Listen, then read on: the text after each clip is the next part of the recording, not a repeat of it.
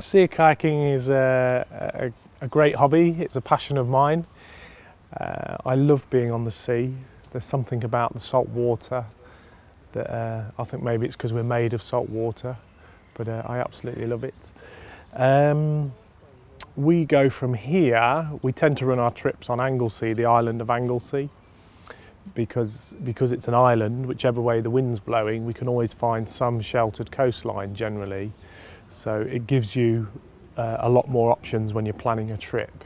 So you've got a lot of other backup plans if the weather doesn't quite do what you expected. Sea kayaking's wonderful. It's great to be that close to the ocean. You can nip in and out really close to the rocks.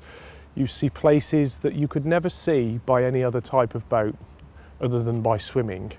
But you'd never get there by swimming because you can travel much further in a sea kayak. So on recent sea kayak trips, you know, we've seen pods of dolphins. I've seen killer whales up in North Scotland. We always visit sort of seal colonies. There's quite a few seal colonies. There's actually a puffin colony, which is one of the only ones left in the UK, just off of Anglesey.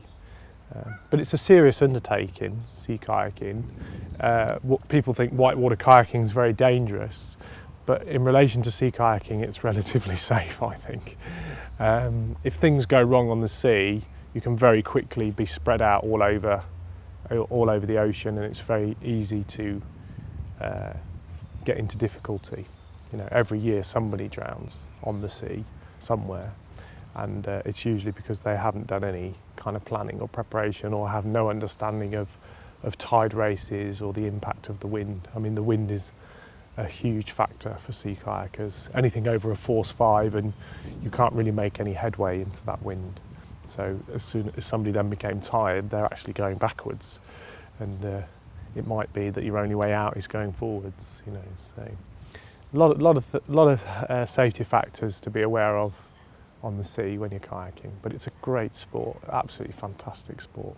Everybody who does it feels the sort of the magic and the beauty of being that close to the sea and the landscape.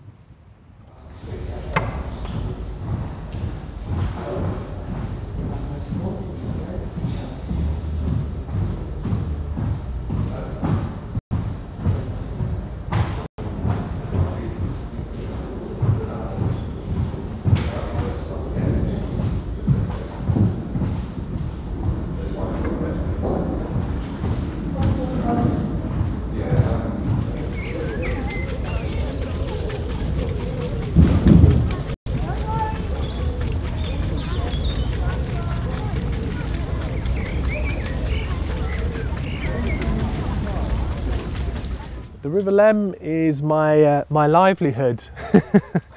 I often look at it further upstream where it's not much more than a small river and think, crikey, that's my whole livelihood, that bit of water there. I feel lucky to be here. I feel really lucky to be here. We get to work outdoors, and we get to work in nature. And you know, Leamington, I think a lot of people live in Leamington don't even realise that there's a river running straight through the middle of the town, and that makes a huge impact on the town. It almost immediately creates a conservation belt through the centre of the town, which makes it a different place for everybody to live. And it's very easy for people to not realise that.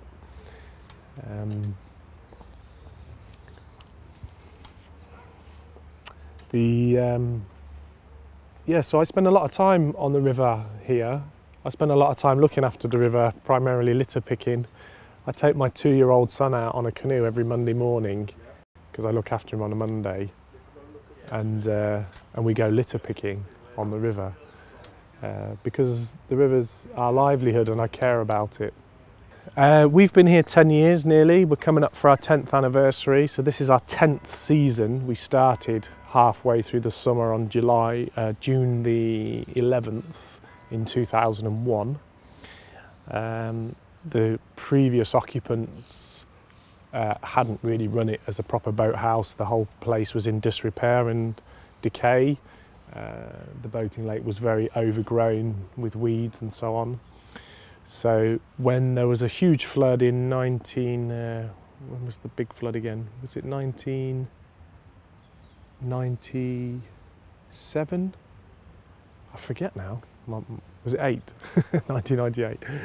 April. I remember it was April the 1st. Huge flood, completely destroyed whatever was left in this building, and a lot of Lower Leamington for that matter. A lot of people's homes were flooded. And then after that, the building was derelict for a couple of years, and then there was a Heritage Lottery grant for the whole of Jefferson Gardens. They spent £5 million something on the whole of the park, and they renovated the boating lake. They dredged it out. They built this new cobbled area and these new decks, and then put it out to tender to all the existing boat hire companies to come and run it, thinking that people would be fighting over the opportunity. The council can be very naive like that at times, and were gobsmacked when actually no existing boat hire company, there's only a few that really survive: Oxford, the Thames, the Lake District, Henley.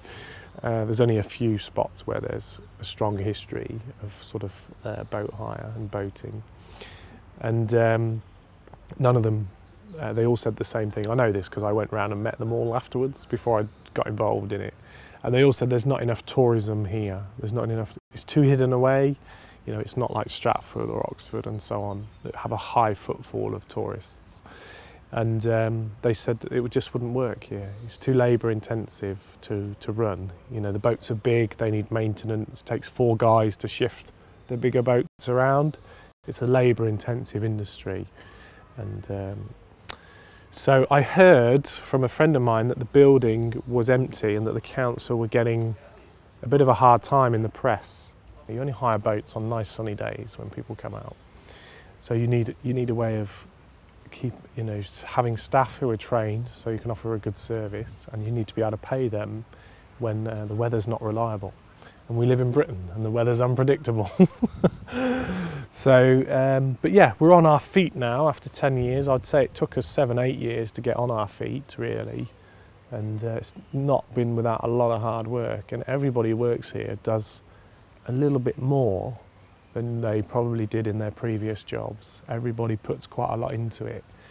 And that's wonderful. I think that's partly my influence because I work so hard at it. But also I think it's because they see that it's a great venue. It's a great facility.